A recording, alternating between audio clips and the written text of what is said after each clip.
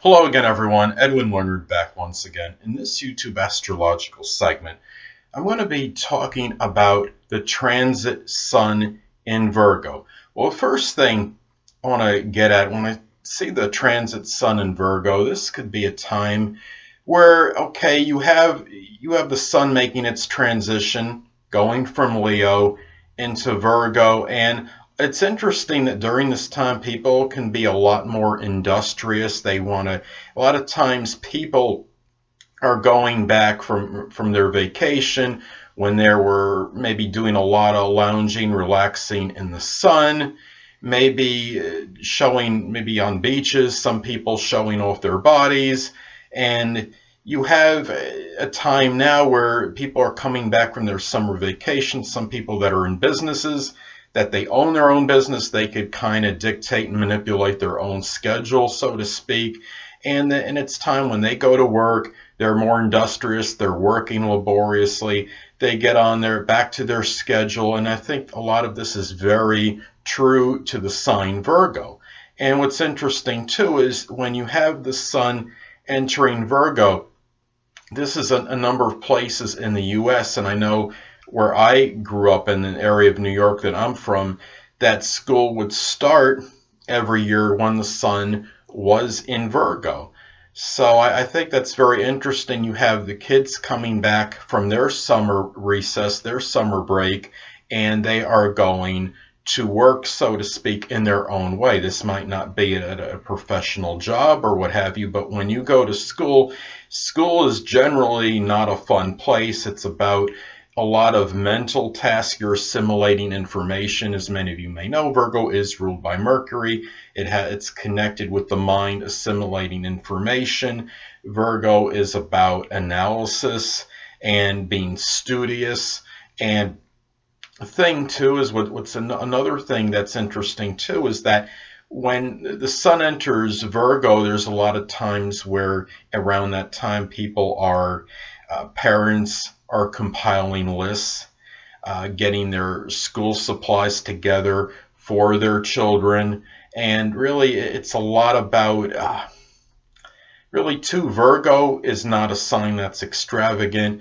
It can be somewhat frugal. So you might find during this time too that people want to maximize their as far as their dollar goes and their cents, and really the sense that's connected with money and the practical, pragmatic sense as well. And Virgo too can be about extrapolation of data. Virgo is a very analytical sign. This is a time too, what I find interesting about this transit when the Sun enters Virgo is that you have a lot of people that are interested in fantasy football. I know at least in the US, there might be people playing this around the world as well, but in the United States, we have the National Football League, otherwise known as the NFL, Professional Football Organization. And what it is you have this fantasy football league where people are projecting stats.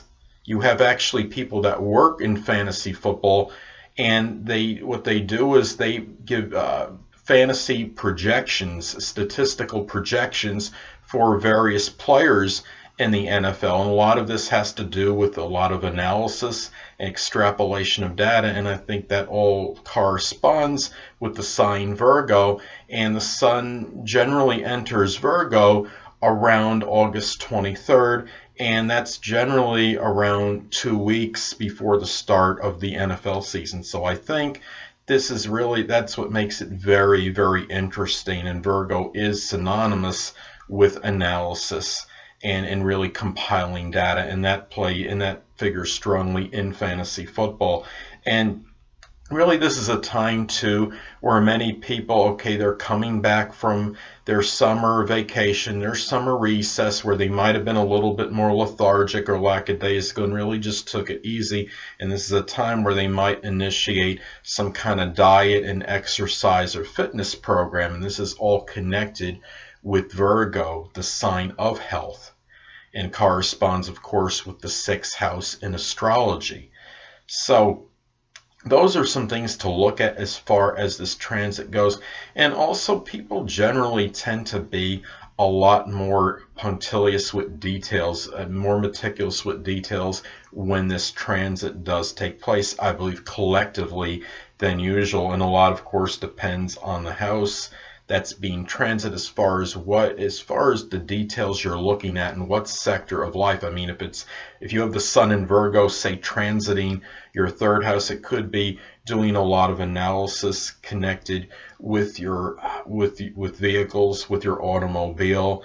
And the sun is about where we want to shine in, and it could show that you may want to shine in that particular area, doing some kind of diagnostic work on your car or vehicles, maybe even friends' vehicles, and you want to basically show people that you're able to do this, for example, and being able to see the fine details in communications and being very detail oriented in that. Well, anyway, it's also important, okay, to look at the house.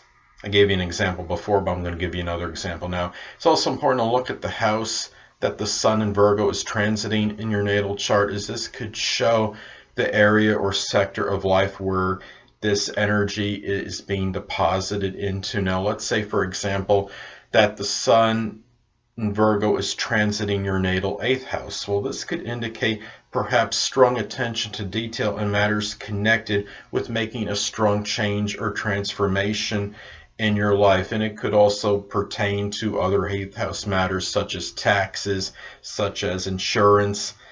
Now, it's also important to look at the aspects that are made by this transit to your natal planets and points, as this could impact the transit. Now, let's say, for example, that the transiting Sun is making a square in conjunct or opposition to your natal Jupiter. Well, this could indicate a very strong vacillation, distortion in energy, and at one point you might feel exceptionally positive and exuberant, and then another minute you might feel really maybe more pessimistic the next.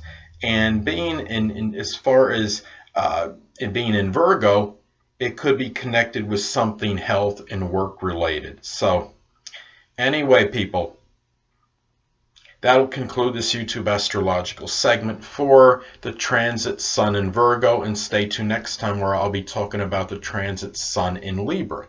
Two things I want to get with you on before I head out. Firstly, the stars may impel but do not compel. And secondly, never isolate any single astrological element, aspect, planetary placement, position, configuration, influence, or what have you, and make an analysis of a person, astrologically speaking, based on this alone, because astrologically speaking, the person is the sum of all their components in their natal chart and not just one. Until next time, people, stay well.